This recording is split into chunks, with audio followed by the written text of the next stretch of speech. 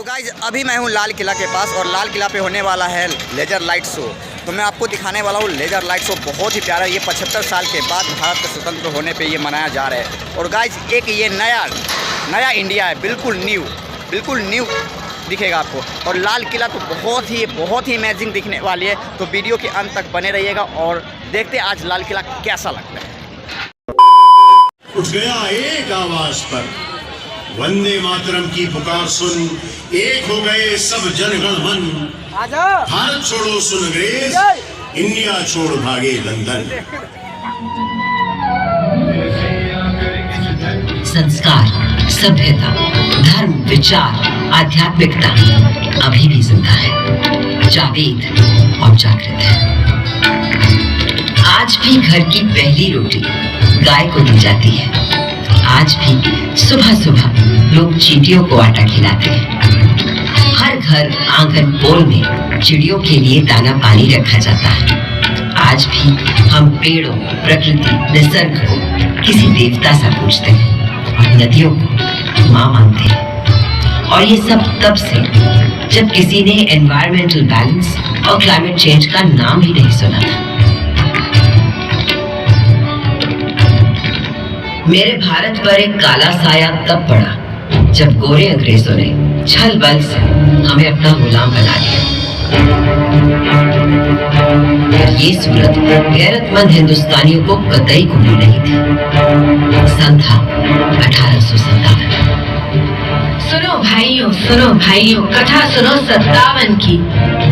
कान खोलकर सुनो, कथा है क्रांति के पहले सावन की। अंग्रेजों की धूप कड़ी थी, धरती पर थी आफत। 57 की गर्मी पाकर खिल उठी थी बगावत। सारे भारत में आग लगी थी, क्या झांसी क्या अंबाला, पंजाब, बिहार, अवध, झारखंड, दिल्ली हो या बंगला। वो क्रांति भले ही कुचल दी गई, पर उसी दिन से शुरू हो गया था एक नया स्वतंत्रता संग्राम।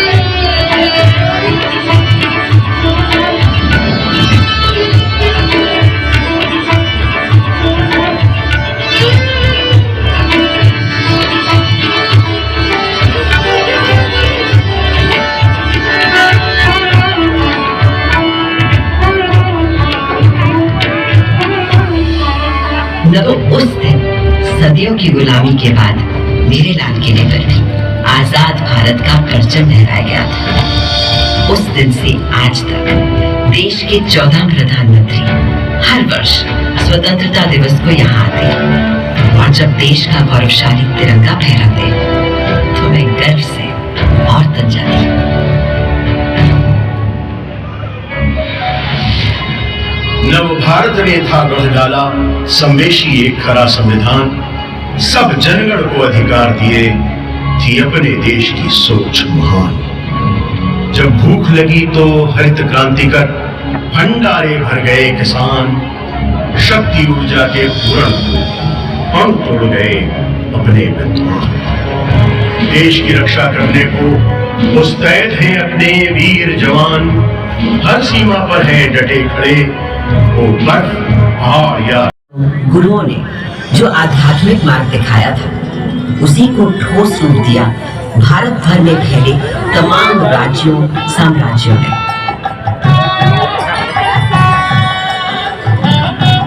दूसरी तरफ थे हमारे अभूतपूर्व वैज्ञानिक, गणितज्ञ, खगोल शास्त्री और वैद्य। हजारों बरस पहले पृथ्वी की परिधि की सही नाप, मंगल और चंद्र तक का फासला और धरती से सूर्य की बराबर दूरी, सब बिना किसी दूरबीन या उपग्रह का सहारा लिए, केवल अपनी गणित, बीजगणित, ज्यामिति और खगोल ज्ञान से। ये उन्हीं पुरातन खगोल शास्त्रियों से मिले संस्कार हैं कि आज भारत अंतरिक्ष अन्वेषण में एक अग्रणी देश है। सहस्त्राब्दियों पहले गणादि आदि गुरु थे अणु को पहचानने वाले। दिव्याश्चर्य नई दुनिया में अणु शक्ति को साधने वाले देशों में हम हमेशा आगे रहे। योग में तन से मन और मन से आध्यात्म के योग के सूत्र ढूंढ निकाल रहे थे पतंजलि जैसे ऋषि। और आज 21 जून को पूरा विश्व योग दिवस मनाता है। वहीं विद्वान वैद्य मानव शरीर के छुपे हुए राज और हर बीमारी का इलाज खोज रहे थे। सर्जरी की भी शुरुआत इन वैद्यों ने कर डाली थी और कटे अंगों को जोड़ने के लिए प्लास्टिक सर्जरी की भी।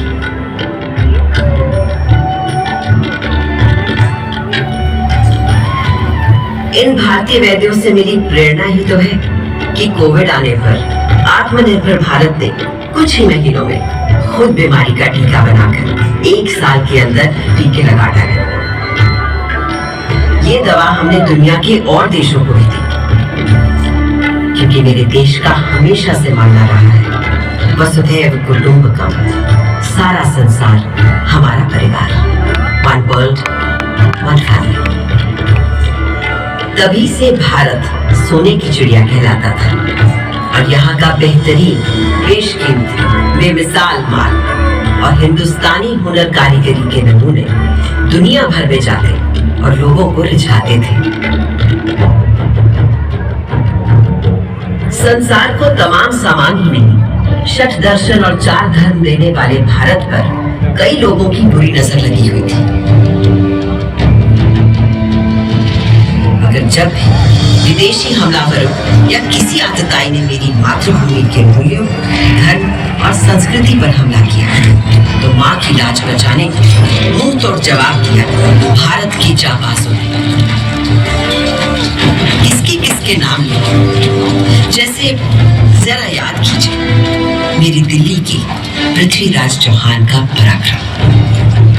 राजा पृथ्वीराज चौहान वीरों में था वीर महान, अजय मेरु से दिल्ली तक फहराता था उसका निशान। 8 बार था किया पराजित जब गजनी से आया गौरी, पर था दुर्भाग्य 9वें युद्ध में टूट गई वो पक्की डोरी। हमारे राजा पृथ्वीराज चौहान को मारने से पहले क्या आप इनका शब्द भेदी बाण का कौशल नहीं देखना चाहेंगे, जब यह बंद आंखों से केवल आवाज सुनकर ही शिकार पर निशाना लगा लेते हैं।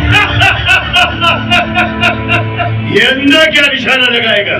लगाएंगे महाराज पृथ्वीराज निशाना, बस आप आज्ञा तो दीजिए और दीजिए इनके हाथ में एक धनुष बाण। चलो ये तमाशा भी देख लेते हैं इस काफिर के मरने से बेहतर ये दो इस अंधे को तीर कमान।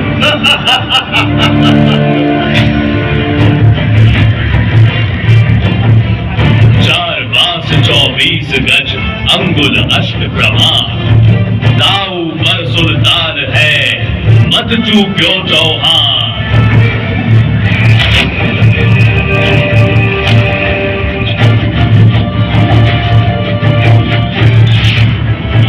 मरकर भी उस राजपूत ने बचा लिया भारत का मान। धिक्कार है उन्हें मरा समझो, कायर जो जिए पिए अपमान।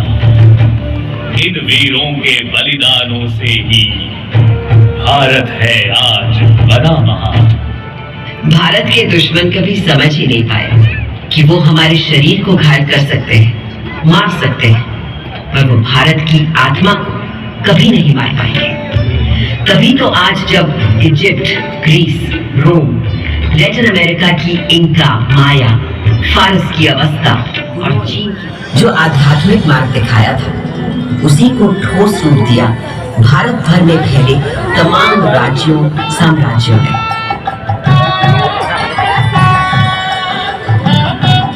दूसरी तरफ थे हमारे अभूतपूर्व वैज्ञानिक, गणितज्ञ, खगोल शास्त्री और वैद्य।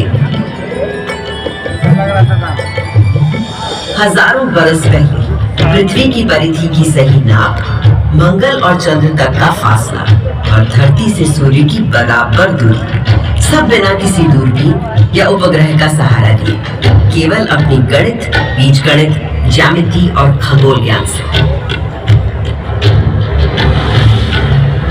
ये उन्हीं पुरातन खगोल शास्त्रियों से मिले संस्कार हैं कि आज भारत अंतरिक्ष अन्वेषण में एक अग्रणी देश है। सहस्त्राब्दियों पहले गणादि आदि गुरु थे अणु को पहचानने वाले। दिव्याश्चर्य नई दुनिया में अणु शक्ति को साधने वाले देशों में हम हमेशा आगे रहे। योग में तन से मन और मन से आध्यात्म के योग के सूत्र ढूंढ निकाल रहे थे पतंजलि जैसे ऋषि। और आज 21 जून को पूरा विश्व योग दिवस मनाता है। वहीं विद्वान वैद्य मानव शरीर के छुपे हुए राज और हर बीमारी का इलाज खोज रहे थे। सर्जरी की भी शुरुआत इन वैद्यों ने कर डाली थी और कटे अंगों को जोड़ने के लिए प्लास्टिक सर्जरी की भी।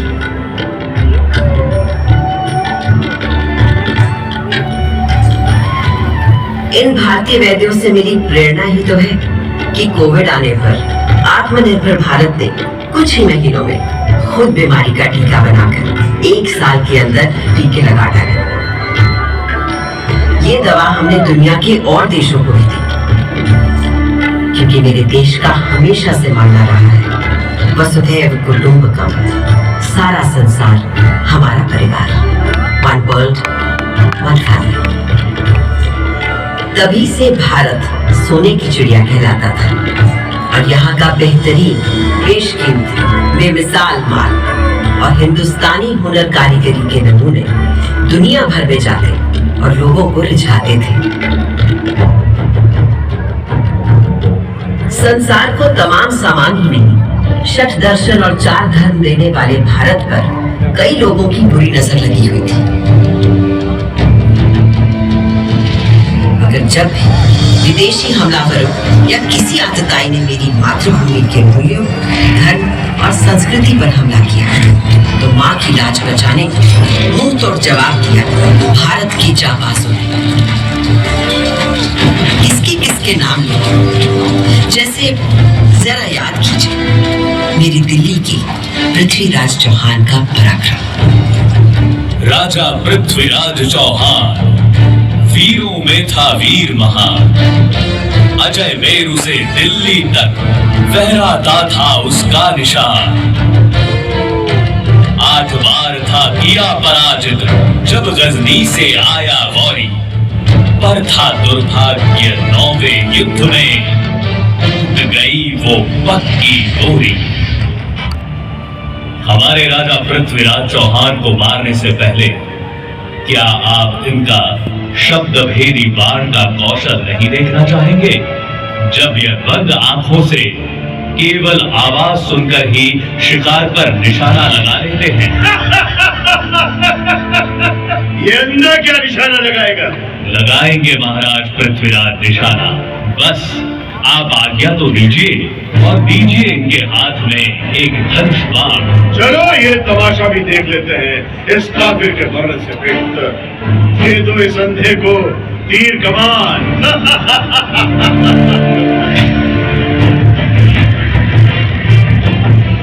4 बांस 24 गज अंगुल अष्ट प्रमाण, दाऊ पर सुल्तान है मत चूक्यो चौहान।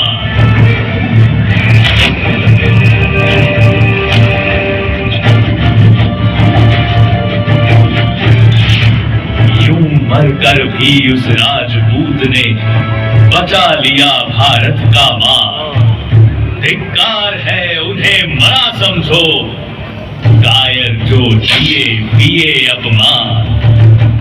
इन वीरों के बलिदानों से ही भारत है आज बना महान। भारत के दुश्मन कभी समझ ही नहीं पाए कि वो हमारे शरीर को घायल कर सकते हैं, मार सकते हैं, पर वो भारत की आत्मा को कभी नहीं मार पाएंगे। तभी तो आज जब इजिप्ट, ग्रीस, रोम, लैटिन अमेरिका की इंका, माया, फारस की अवस्था और चीन की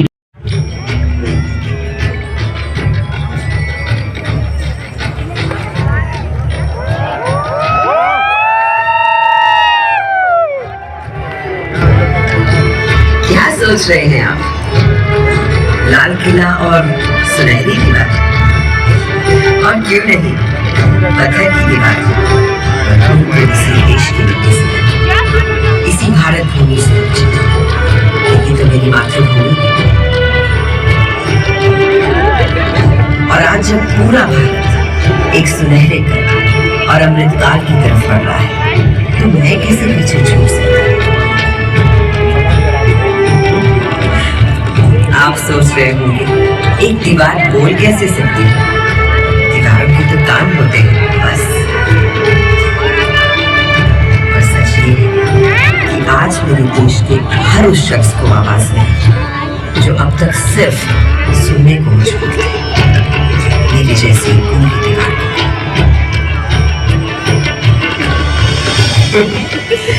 ऐसा नहीं कि सुनहरा समय मेरी मातृभूमि ने पहली बार देखा। मेरा भारत तो हमेशा से सोने की चिड़िया कहलाता था और एक के बाद एक कई स्वर्णिम काल देखता रहा है।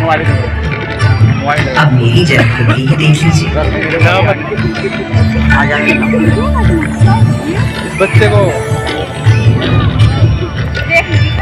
जिस सुनहरे समय में मेरा जन्म हुआ था, उस वक्त मेरे आसपास छेनी, हथौड़ी, संग तराशू, पत्थर कटों की ठक ठक ताल थी और संत कवियों के शहद से उस रसधार को बहाने वाले पूरे भारत भर से अनेकों कवि थे।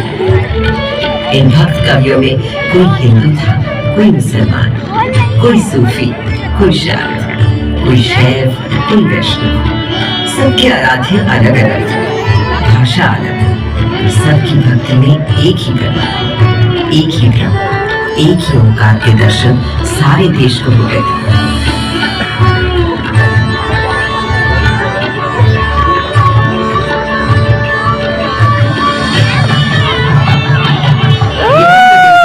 देश के त्योहारों जब एक ही दिन, एक ही मुहूर्त, जैसे खिलाते हैं अलग अलग उत्सव।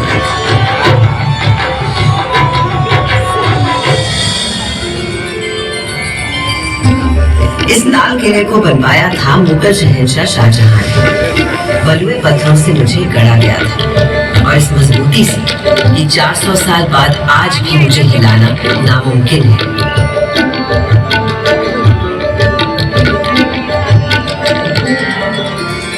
बिल्कुल उसी तरह जैसे है मेरे देश के विचार, सिद्धांत, उसूल। असल में भारत सिर्फ एक देश नहीं है, भारत नाम है एक सोच। मुझे बनाने वाले मुगल तो हिंदुस्तान में मेहमान बनकर आए थे, पर फिर यही के होकर रह गए।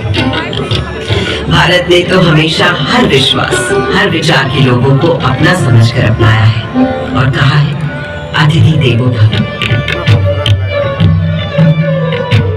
मगर उससे भी बहुत पहले भारत ने कई स्वर्णिम युग देखे थे, जैसे था हमारे देश का वैदिक युग।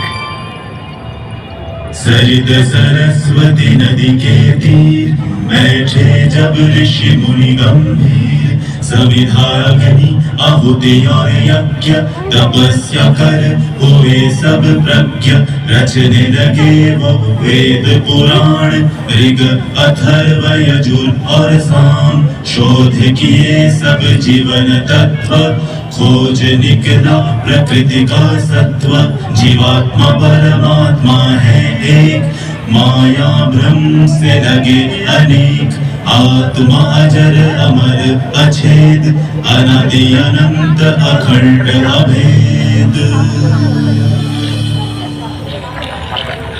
वेदों को रचने वाले इन ऋषियों ने दुनिया को जीवात्मा, आत्मा, परमात्मा की जिस एक की बात हमें सिखाई थी, उसी को श्री कृष्ण ने धर्म क्षेत्र कुरुक्षेत्र की युद्ध भूमि में अर्जुन को सुनाया था। जैसे पुराने कपड़ों को उतारकर मनुष्य नए कपड़े पहन लेता है, उसी प्रकार आत्मा भी पुराने शरीर को त्याग कर नया शरीर धारण करती है। इस आत्मा को ना तो शस्त्र काट सकता है और ना आग इसे जला सकती है, ना इसे पानी भिगा सकता है और ना ही हवा उसे सुखा सकती है।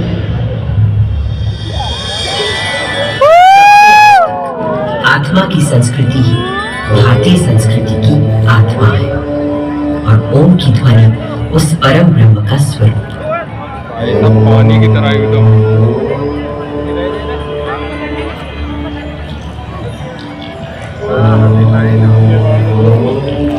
आज सरस्वती भले ही आंखों से ओझल हो गई, पर नासा के सर्वेक्षण बताते हैं कि सरस्वती अभी तक जीवित है और अब धरती के भीतर भीतर बहती है।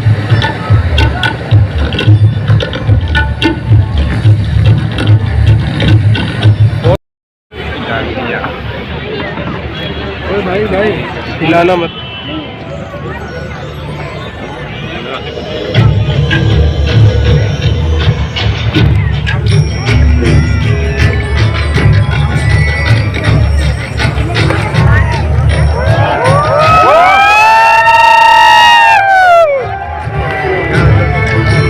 क्या सोच रहे हैं आप?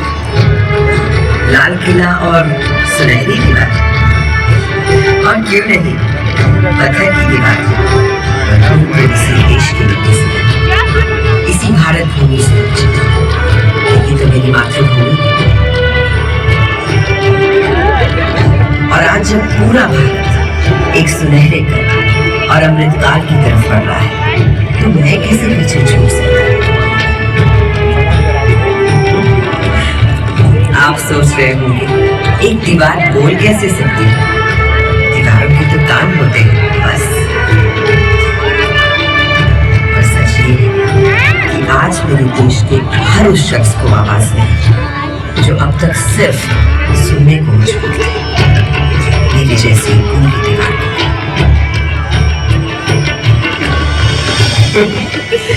ऐसा नहीं कि सुनहरा समय मेरी मातृभूमि ने पहली बार देखा। मेरा भारत तो हमेशा से सोने की जगह कहलाता था और एक के बाद एक कई स्वर्णिम काल देखता रहा है। अब मेरी जन्मभूमि ही देख लीजिए। बच्चे को जिस सुनहरे समय में मेरा जन्म हुआ था, उस वक्त मेरे आसपास छेनी, हथौड़ी, संग तराशू, पत्थर कटों की ठक ठक ताल थी और संत कवियों के शहद से उस रसधार को बहाने वाले पूरे भारत भर से अनेकों कवि थे। इन भक्त कवियों में कोई हिंदू था, कोई मुसलमान, कोई सूफी, कोई शाक्त, कोई शैव, कोई वैष्णव। सबके आराध्य अलग अलग थे, भाषा अलग, सबकी भक्ति में एक ही ब्रह्म, एक ही ब्रह्म, एक ही ओंकार के दर्शन सारे देश को हो गए थे।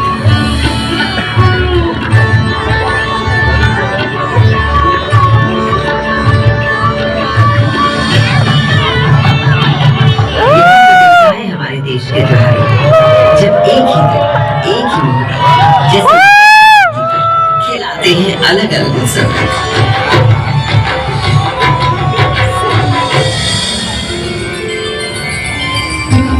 इस लाल किले को बनवाया था मुगल शहंशाह शाहजहां ने। बलुए पत्थरों से मुझे गढ़ा गया था और इस मजबूती से कि 400 साल बाद आज भी मुझे हिलाना नामुमकिन है।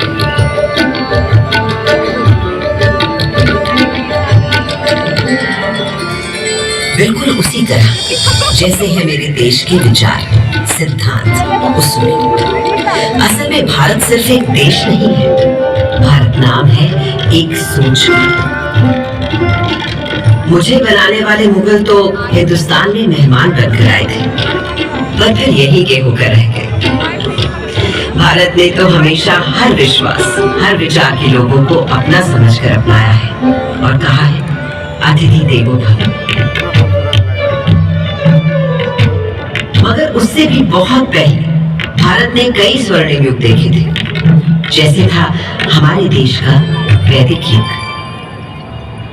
सरित सरस्वती नदी के तीर बैठे जब ऋषि मुनि गंभीर सविधा अग्नि आहुति और यज्ञ तपस्या कर हुए सब प्रज्ञ रचने लगे वो वेद पुराण ऋग अथर्व यजुर और साम शोध किए सब जीवन तत्व खोज निकला प्रकृति का सत्व जीवात्मा परमात्मा है एक माया भ्रम से लगे अनेक आत्मा अजर अमर अछेद अनादि अनंत अखंड अभेद। वेदों को रचने वाले इन ऋषियों ने दुनिया को जीवात्मा आत्मा परमात्मा की जिस एक की बात हमें सिखाई थी उसी को श्री कृष्ण ने धर्म क्षेत्र कुरुक्षेत्र की युद्ध भूमि में अर्जुन को सुनाया था। जैसे पुराने कपड़ों को उतारकर मनुष्य नए कपड़े पहन लेता है, उसी प्रकार आत्मा भी पुराने शरीर को त्याग कर नया शरीर धारण करती है। इस आत्मा को ना तो शस्त्र काट सकता है और ना आग इसे जला सकती है, ना इसे पानी भिगा सकता है और ना ही हवा उसे सुखा सकती है।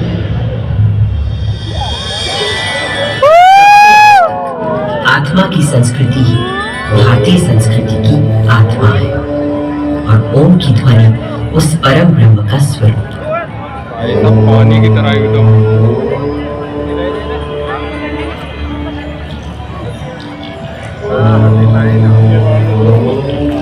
आज सरस्वती भले ही आंखों से ओझल हो गई पर नासा के सर्वेक्षण बताते हैं कि सरस्वती अभी तक जीवित है और अब धरती के भीतर भीतर बहती है।